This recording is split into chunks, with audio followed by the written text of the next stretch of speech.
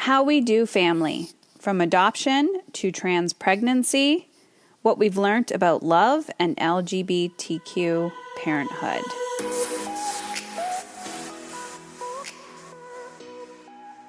Hey everyone, I'm excited for today's conversation. I'm sharing an interview that I did with Trystan Reese, and I've had Trystan on the podcast before. And today I'm sharing the conversation that he and I had around the launch of his new book, and you might hear me turning the pages, How We Do Family. Trystan Reese is an established thought leader, educator, and speaker, focusing on issues of diversity, equity, and inclusion. He's professionally trained as an anti-racism facilitator, curriculum designer, studying under Reverend Dr. James Washington at the Social Justice Training Institute. Trystan has been an organizer in the trans community for nearly 2 decades, and an organizer for the front lines of this generation's biggest fights for LGBTQ justice. I'm really excited for today's conversation. The first time I met Trystan, which I don't know what episode that was, but you can go back, where we talk about his story through trans pregnancy and what that was like for him. And I originally found Trystan from a Instagram post that I went back to see, and I couldn't find it on his feed. And it was something that somebody I know shared, and he posted a picture of himself pregnant with his big belly. And the whole post was actually talking about how he felt excluded from motherhood and from the parenting world and from the maternity world.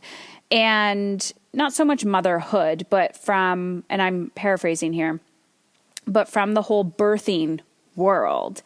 And while I was reading his posts, my heart just felt broken. And I never want somebody to feel in this world unloved, unseen, unheard, and unaccepted. And so having these conversations to get to know people and their perspective, and also just giving them space to use their voice and to show up in the world, that we don't always need to understand people, but we can respect people. And so I think it's really important for this conversation, because it's not even nowadays. We have to realize that families come in all shapes and sizes, and there's a lot of shame and embarrassment and overwhelm and anger and judgment and guilt in relationships, whatever that looks like for you. And the beauty is that when we can see and accept ourselves, and we can see and accept each other, we get to understand them better. And we undo the work that we need to do within ourselves, the learning, the bias, and learn to see and accept other people for who they are, and to trust their story, and to believe them when they say, this is what I want, this is what I need, this is how I can feel safer in your community. I'm always about, making the circle bigger, adding more chairs to the table, and also advocating for yourself to sit at that table. So I'm really grateful and excited for you to hear Trystan on this podcast again. And I highly, highly encourage that you check out his book. You can get it, I believe, anywhere books are sold online. You can Google it, How We Do Family, from Adoption to Trans Pregnancy. And that's Trystan Reese, Trystan Reese, Reese. I think this is a must read. It gives you insight into his perspective, being trans, giving birth, but also his kind of like push into parenthood, raising children. And that's it. We're all in this together, trying to figure out how to raise the next generation of human. And I think we all have a different take on it. I hope you enjoy.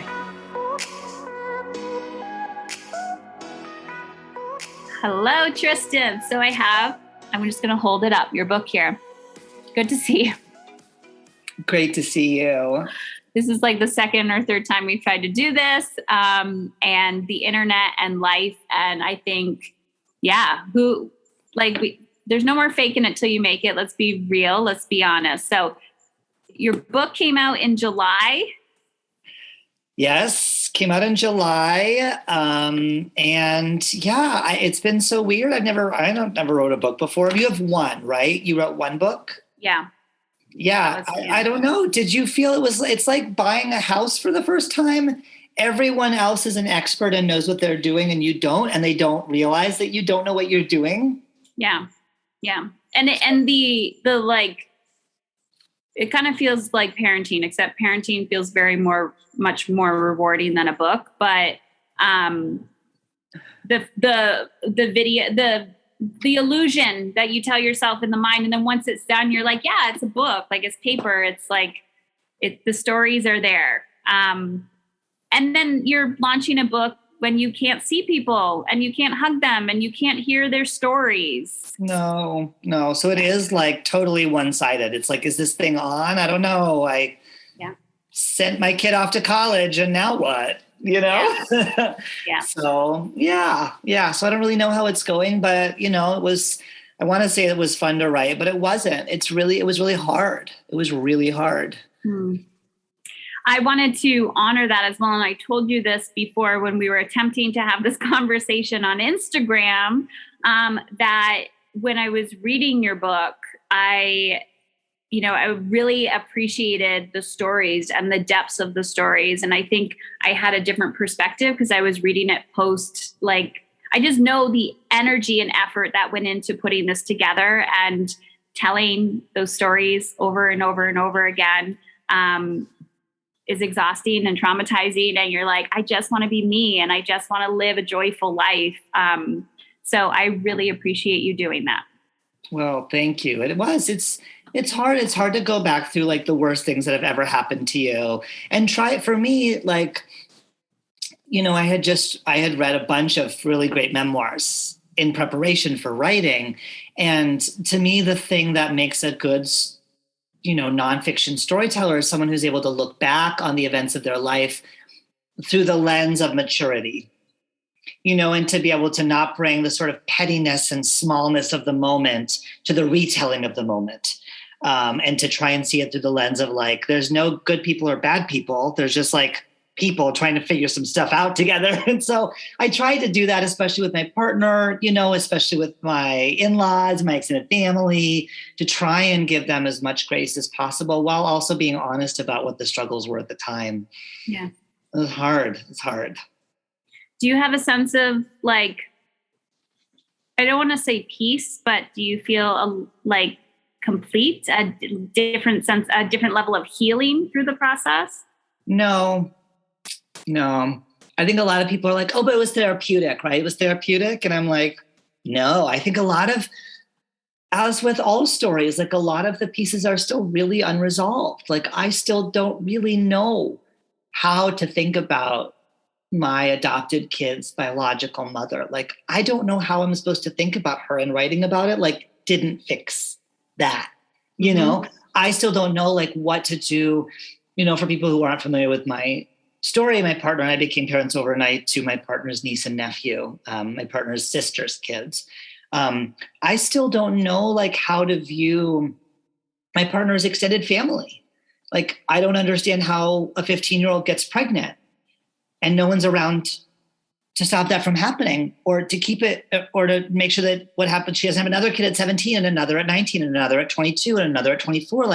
I don't understand how that happens. Mm-hmm. And even though I know that it's really classist for me to not understand, and it's my privilege that can't see why, I just still am and I love these kids so much and they were hurt. How did the people that were around let that happen? I have no peace around that. And it's been 10 years. We've had these kids for 10 years. And I still am just oh, yeah. So I wish I could say that it brought me some kind of peace, but no. I just love the honesty and being like, I don't know. And I think that is the conversations that we need to be having of like this, there is no perfection here. Just because you have a book doesn't mean that you're any different than anyone else. I'm going to ask you a question. I feel like I know what you might say, but why did you write this book? Oh, because someone asked me to. I know. You thought I was going to say that? Oh, I think people always expect that I'm going to be like, I just want to have a good impact on the world. No, I don't see myself as a writer or an author. I don't think I'm particularly gifted as a writer or an author. I didn't have some big life mission to do it. Just someone came to me and they were like, hey, I think you have a book in you. Will you work with me to write it? And I was like, sure. I don't know. Why not? Again, I knew you were going to say that. I think you told me that last time.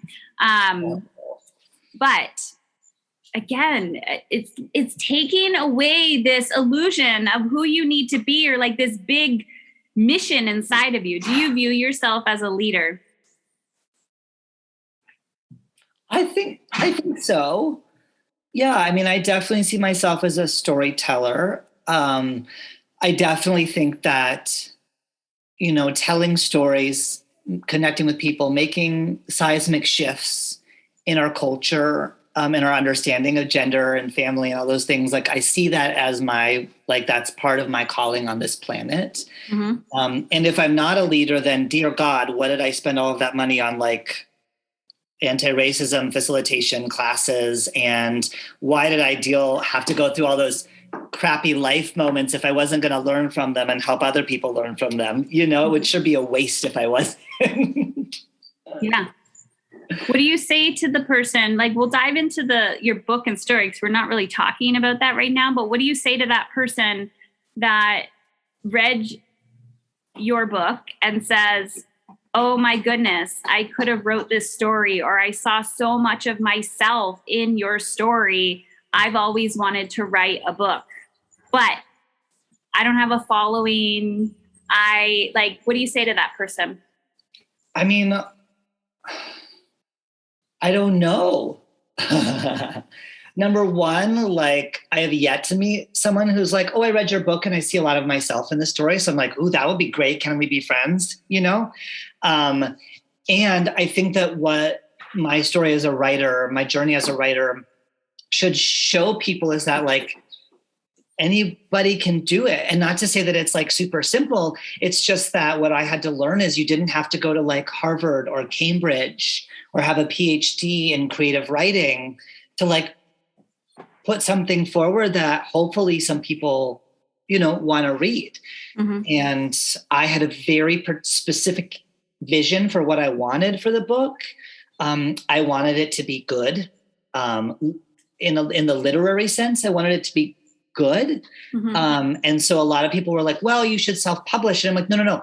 I'm not an author. I'm not a writer. I can't self-publish. I'm not good enough on my own. I need help. Yeah. And so that was a big part of it, is like, I really wanted an editor that was going to help me craft the story, the arc, the themes, the character development, all those things that I don't know about, so I think just figuring out for yourself, like, what is your vision for it, for the book? And then being uncompromising about that in some ways. I compromised on a lot of other things. I wanted a short, sweet, simple, fun story about how we became a family. And then, my agent and my editor, they were like, you can't write a memoir. And I'm like, no, I don't want to write a memoir. I just want to write like a nonfiction book about my life. And they're like, so that's a memoir. And you are not Michelle Obama. So like, we can't sell your memoir. Write something else, write a parenting book. And so I was happy to be flexible about that.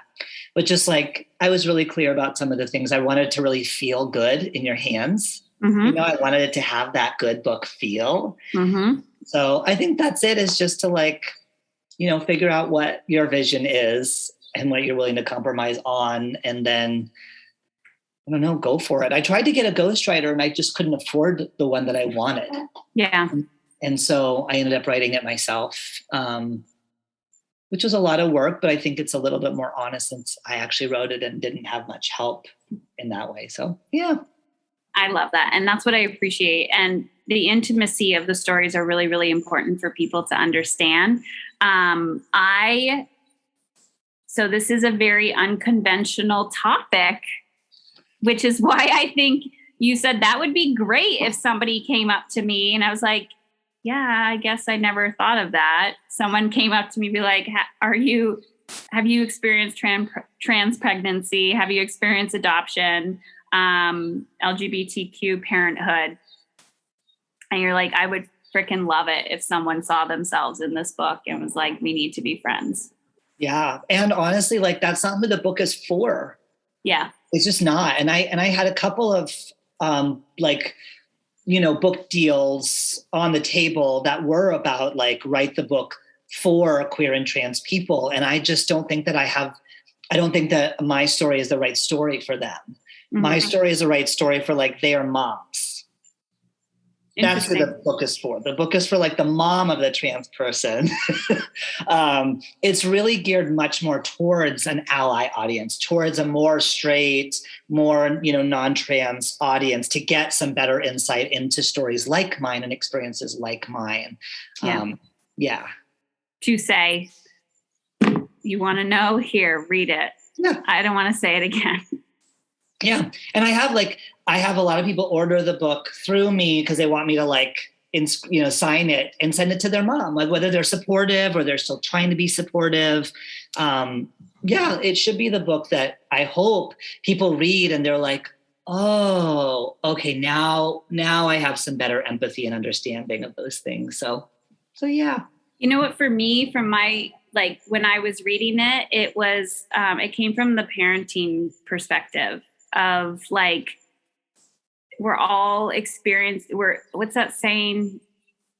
The same storm, wild, different boats, just different perspectives, the relationship, but we all have that, right? So when you're looking at someone else being like, oh, that looks great, that looks perfect, that looks whatever it is, the assumptions and projections, but we're all experiencing a different form of it.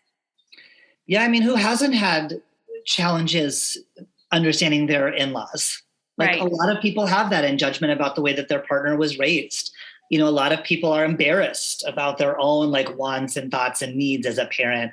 A lot of parents disagree about gender and their kids, should they let their daughter shave their head or let their boy wear nail polish to school? Those are all things that I think a lot of people struggle with and can relate to. So yeah, I'd include those. It's a good conversation starter. I hope so. Yeah, that's what it's been. I said this on Instagram and I don't think anyone heard it because we got cut off, but it's one of the books. I try to keep all my books on a bookshelf or, the stack next to my bed that I just touch and never read. And this one is in the kitchen, which is the heart of the home, but also something where everyone comes in. And it starts many, many conversations. And I just want you to know that's what it represents to me. It's just if I don't have to, it's just boop, let's go. Let's start a conversation. Subliminal. Boop, let's start. And it's just about listening and learning and being open and compassionate. What do you hope? I know you kind of said this a little bit, but the reader, on an emotional inner, maybe you can't see it on the outside, but what do you hope that they walk away with after reading this? Yeah, I mean, a few things.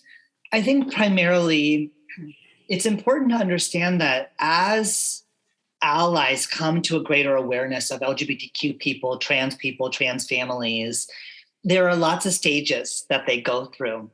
And I think two of the most common stages are, those people are so different from me. Queer people, LGBTQ people, I can't relate to that at all. That's way over there. They're so different from me. And another really common stage is, they're just like us.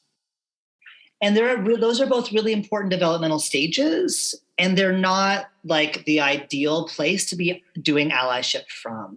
And so I wrote the book to try and help people see how similar we are to other families. We have some of those same disagreements and struggles and blah, blah, blah, and how different. And those things don't have to be in opposition to each other. It's both, right? Like you said, whatever, the same storm, different boat, same boat, different storm. I don't know. Same storm, different boat. There we go. Okay. So I want the people who think that they have nothing in common with a family like us to read the book and be like, oh, actually, there are lots of this that I can relate to. We are more alike than different. And I want the people who are like, oh, we're all the same. It doesn't matter, what gender you are or whatever. I want them to read it and come away being like, oh, there really are unique and powerful and good things that are different about trans families that the rest of us can kind of learn from. Yeah. So I think that's primarily what I'm hoping that people take away when they read it. Have you, have your children read the book, the older kids? Or have you experienced anything with them or thoughts on the future for the book for them? Yeah. I mean, I asked them both permission for every story that I shared. There are lots of stories I did not share because they asked me not to. My eldest, he has special needs. He wouldn't be able to sit down and read the whole thing. I think Haley, the 11-year-old, would be able to, and I just think not yet. So the stories that are specifically about her, I have shared with her. But I think some of the bigger conversations about my thoughts and feelings about her birth parents, I think, I want to wait until she's a little bit older and can have a clearer context for that. Because she's so tender. She's so empathic. Yeah. Even, I had to get her legal last name changed through like the Social Security office. And it's just such a pain in the, what. The birth certificates got changed when we did the adoption, but the Social Security wasn't. And so anything that came from the federal government had basically her birth dad's last name on it. And we had never told her that she had a different last name on her birth certificate. And so I finally got the Social Security card updated and it came in the mail this week. And so I sat her down and I said, I need to tell you something, which is that your mother, when you were born, put your birth father's name on your birth certificate. And she was like, my name isn't my name. And I was like, no, when we adopted you, we changed your name. There was just one little place where we had to update it. And I want you to know that I did it. It's taken me a long time. It was a lot of paperwork. I did it. And now your name is up to date on all the things. And so I think there's a time and a place to share some things with kids when they are, and even that, like she just cried and cried. She was just so moved by this moment and by the symbolism of this action. And also she was like, that was so stupid. Like, why would my mom put that a-hole name on my birth certificate? Like, why would you do that? Like, they weren't married. She didn't need to do that. He wasn't nice. Why did she do that? And so there are big questions that I'm like, oh, what are you supposed to say? Yeah. I love that you don't have a perfectly tied answer for everything. What I mean by that is like, no, don't apologize. What I mean, listen, let me finish my sentence. What I mean by that, my run-on sentence. What I mean by that is when you're, in the media, anywhere, it's like you have the questions, you answer the question. It's bullshit. It's bullshit. It's like boom, boom, boom, boom, boom, boom, boom. How do you want people to feel when they open your book? You're like, I don't know. I didn't even think about that. It was, I just had to get it done and out. But my point is, I just love the uncertainty and the unknowns. And it's like, that's up to you to figure it out. Like, that's not on you. Like, This is your truth. This is your story, how it lands with you, how you absorb it, how you take ownership and responsibility for the information that you receive is up to you. The action that you take when you are in the room. Yeah. And I did my best to be really intentional and really thoughtful about who would be reading it. What do I want them to get out of it? Yes. Yeah. But I think, good good art can make everyone feel the same way, but great art makes everyone feel something different. And so my hope is that, some people read it and they're like, oh, what a sweet love story. And some people read it and they're like, oh, this was like a super useful parenting manual. And other people read it and they're like, oh, this was really, this was a really interesting examination of what it means to be trans in the birth world, whatever, that everyone can kind of take one of those threads and make some use of it. We'll see. So I really appreciated Biff in the beginning of the book. I was like, he's got some really good boundaries. I appreciated his boundaries. Oh, yeah. Yes. I was like, what a beautiful representation of entering a healthy relationship. Yeah. Yeah. And that part was really wonderful, remembering and writing and just, reconnecting with the 11 years ago, falling in love and being like, oh, this is like an amazing person. So that was nice. Cause 11 years into a relationship, it's not that you fall out of love. Some people do. I haven't, but it's a little less shiny at that point. It's a little, for me, it's more like, oh, great. We're going to have that disagreement about how to deal with the principal again. And like, oh, great. Why I asked you to call the insurance company 3 times. You didn't do it. Now, guess what? We have to cancel that appointment and pay this bill. That's more of what relationships become after a while. And so that part was nice, reconnecting with that, my memory of all those great moments of Biff showing. We enter an area of I guess they would call it competence, or it's just, you're just it's the everyday. Transactional. Transactional. I'm like, which conversation was this, or the one that we had on Instagram that did not go through? Let's talk about mental health and parenting 2020. I don't want to talk about 2020. I want to talk about was there anything, and you said it was complete chaos. I'm excited for the children to go back to school. Anything that kept you grounded, steady, that you really relied on during this time? I mean, it sounds so cliche, but Leo, our now 4-year-old, it has really been the light of all of our lives through the pandemic.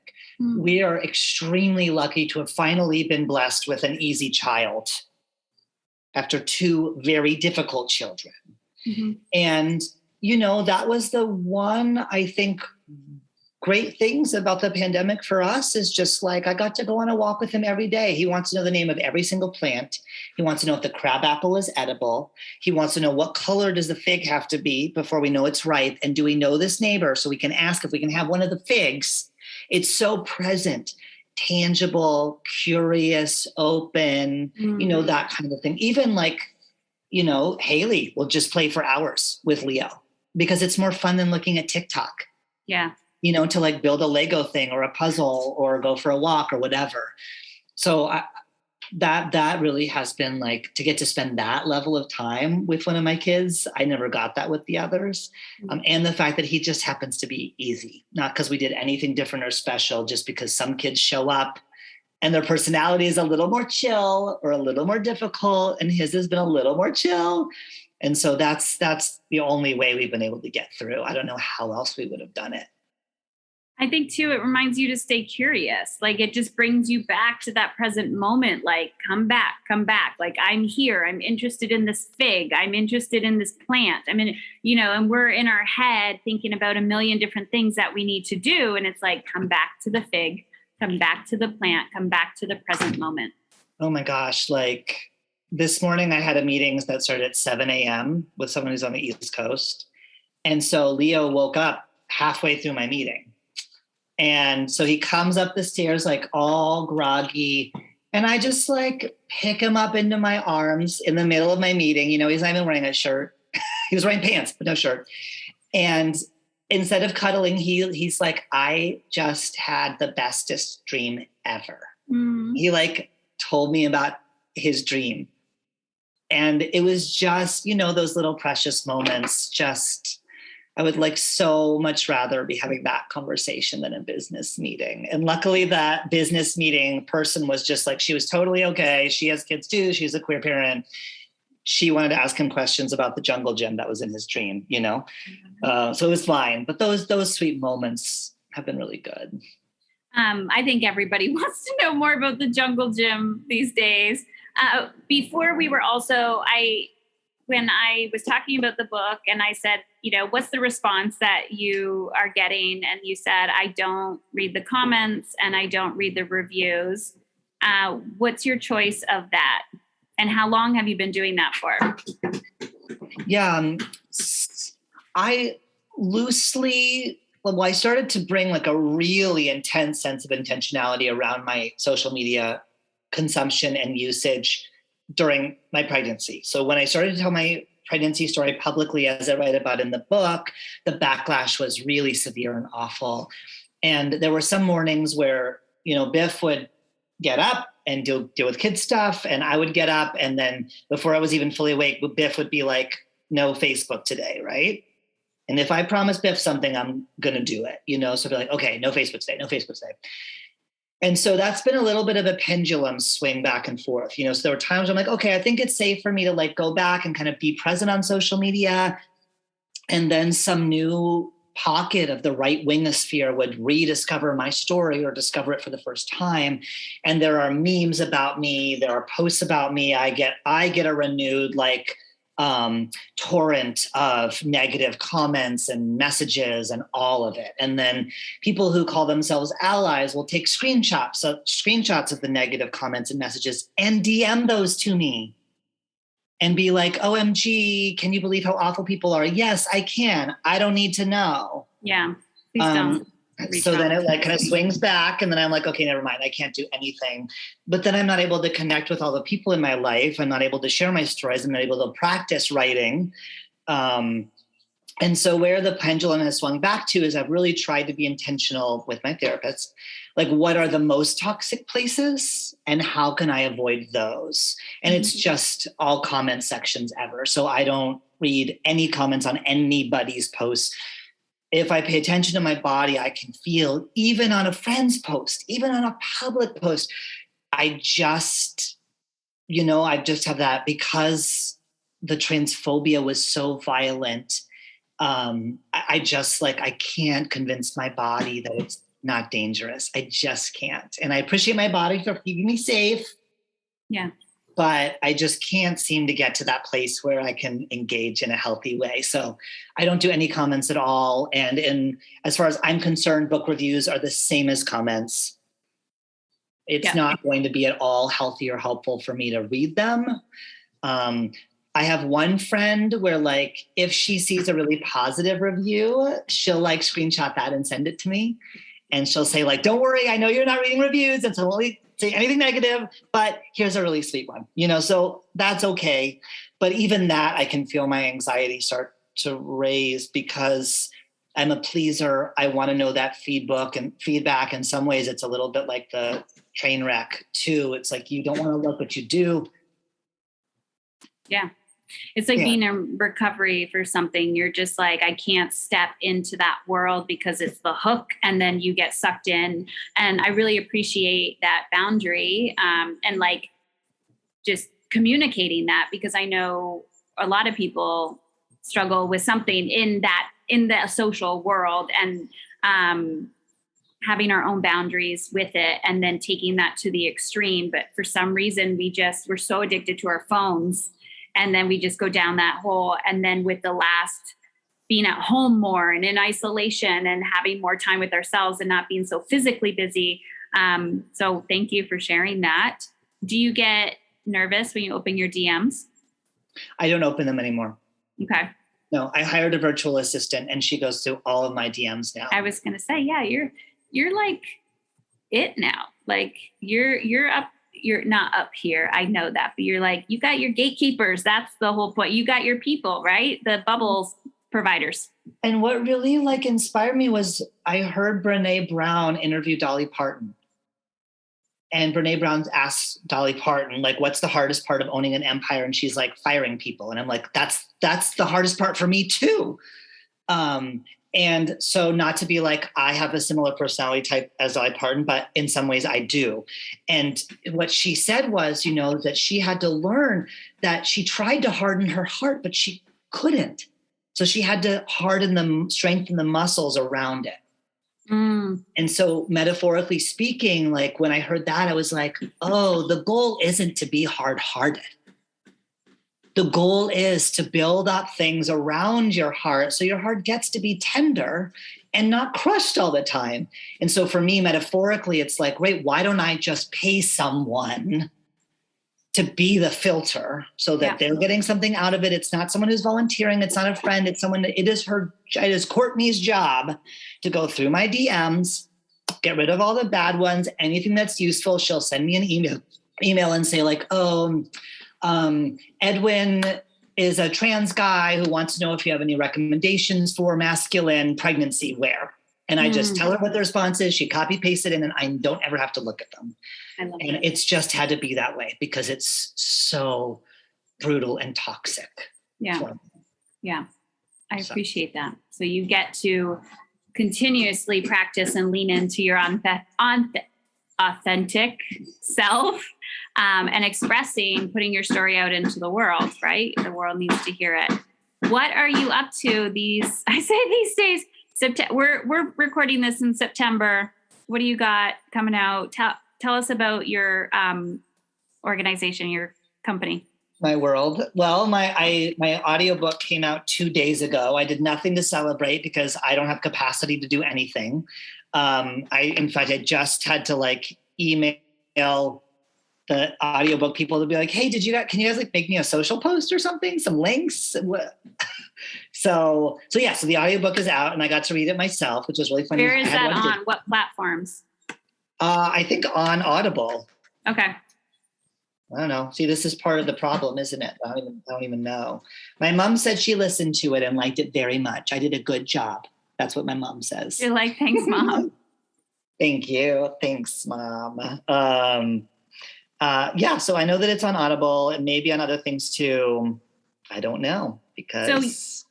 I know your book is on Amazon, but you can also buy it from where, if you want to do small bookstores, independent bookstores. If you go to IndieBound, you should be able to find a bookstore that's local to you. That's an independent bookstore. Sometimes I default to Powell's just because I'm in Portland, and so that's our smaller indie bookstore. But any bookstore, and it's actually better for me if you even special order it from a local bookstore that doesn't have it, because often then they'll order a few copies and then maybe someone who wouldn't have picked it up before sees it on the shelf is like, oh, what's this about? And gets it.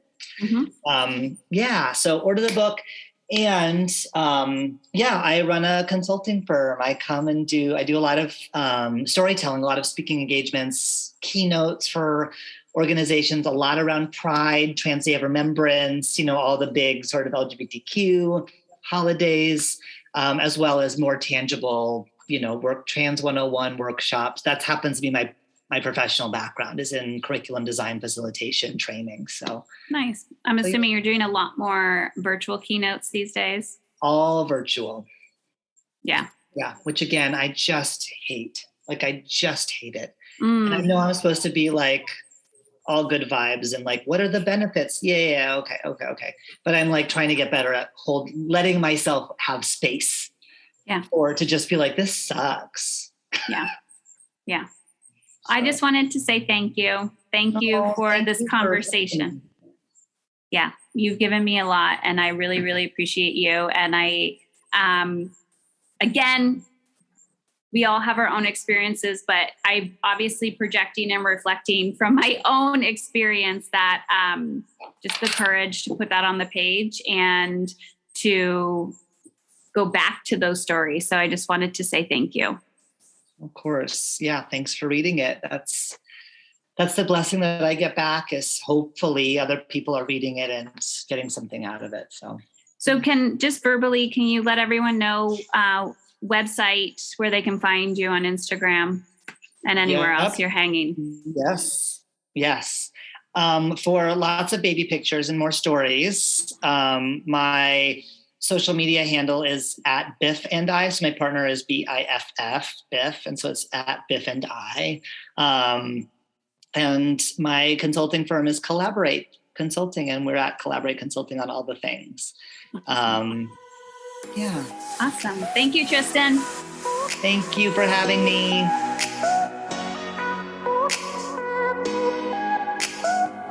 Well, that's it. And I wanted to thank you for listening today because I truly believe you are exactly where you need to be.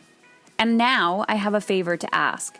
In exchange for the value you've gained from this free podcast, I'd be forever grateful if you would leave us a review on iTunes.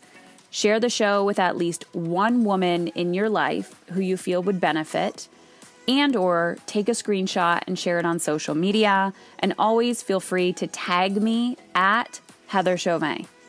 The world does not benefit from your guilt and fatigue. The world needs more women who are willing to unlearn everything they've been taught. Women who are courageous enough to feel good and not let guilt run the show. I believe you are that courageous woman. To see if my community and coaching is the right fit for you and your big vision, the relationships you desire, the money, time, energy that you know deep down you are capable of creating, then head on over to heatherchauvin.com/work with me. That's Heather Chauvin, CHAUVIN.com/work with me, and take the next step in the right direction. Taking a stand for how you feel means you are taking a stand for how your children show up as adults. And if you have a personal question or topic you'd like me to answer on the podcast, text me 313-710-5199. 313-710-5199. You are so worthy of feeling good. Now go do some scary shit.